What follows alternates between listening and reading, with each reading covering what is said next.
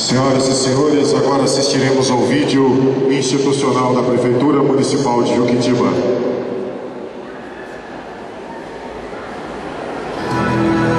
É só olhar em volta, é só andar pelas ruas, é só percorrer a cidade e ver que Juquitiba mudou muito, para muito melhor.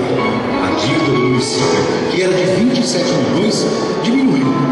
A Prefeitura já pagou 9 milhões de reais dessa dívida em apenas 3 anos. Em 2009, pela primeira vez em mais de uma década, as contas da Prefeitura foram aprovadas pelo Tribunal de Contas do Estado de São Paulo. Além disso, uma marca da nova administração. Funcionários da Prefeitura, que antes tinham o salário atrasado em até 3 meses, hoje recebem um dia.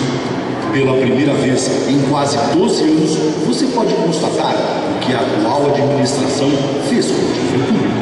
Saúde, transporte, obras de infraestrutura, cultura, com a reforma do Centro Cultural, turismo. E, é claro, investimentos na educação. Com responsabilidade e empenho, a Prefeitura está transformando o Juquitiba no saneamento, na